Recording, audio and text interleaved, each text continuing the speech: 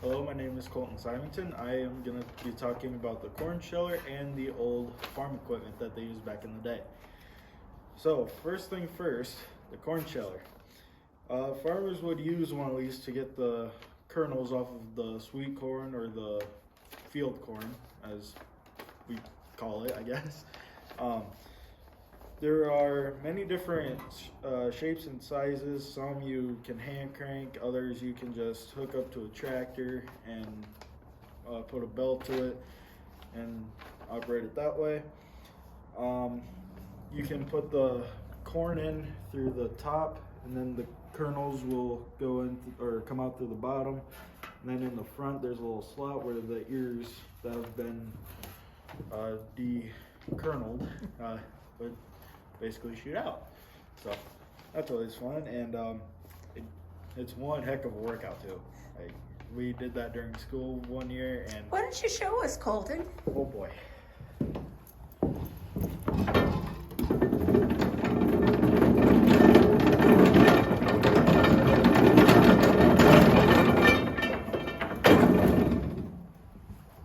Woo, that was a workout. Yeah.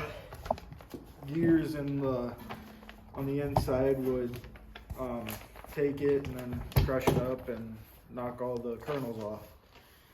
Once you get the kernels off, you can use them to feed horses or cattle or any other livestock they have, or like chickens.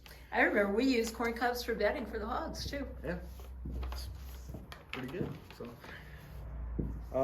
other tools that they used back in the day were horse-drawn plows, planters. Pretty much anything that we have today, they used horses back in the day. Like, instead of having tractors, they had horses. And to hook the horses to an implement, they would put this big thing on, just put it around the neck of the horse, and away it would go, pulling the cultivator or the planter or the harvester around the field. They also used hatchets, which my family still has quite a few, because we gotta chop wood somehow for the fires.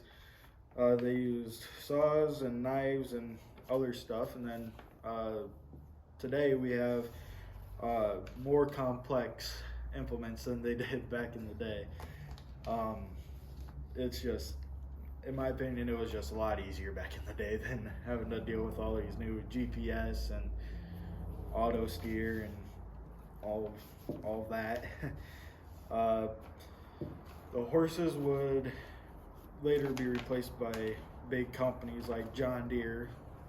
I'm not going to say my favorite joke about Case, but Case IH, New Holland, Class, all those would replace all the horses that people used back in the day, and the planters would go from like 2 rows or 3 to being able to plant pretty much the whole field in one day, instead of having to take multiple days just to plant the field. The combines nowadays are a lot bigger, and some of them, I don't even know how they got them in, but they managed to put a little fridge. I hope that I'm right on that. They put a little fridge in the cab, so the farmer can just enjoy like a nice cold drink. And my grandpa would definitely appreciate that, because he loves his Diet Pepsi.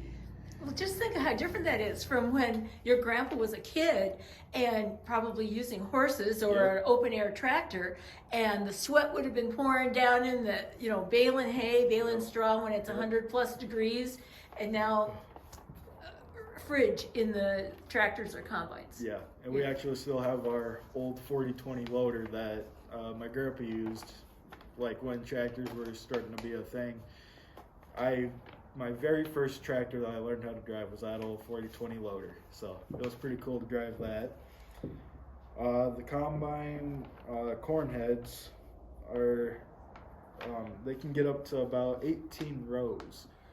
That's a lot of corn they can harvest in one pass. When you think of before with horses, It used to be like 1 or 2 rows. Yeah, and there'd be guys husking the corn Yeah. as they went through. Yeah, It's just the difference. bizarre. Bean heads. Around here, we all love products that are made out of the beans and corn. The bean heads, they're a little more different. Instead of going by rows, they go by feet. The biggest ones that you can get today are 50 feet. That's just mind-blowing. Going from like a couple feet back in the day with a horse to big John Deere out in the middle of the field with a 50-foot header. That's just mind-blowing.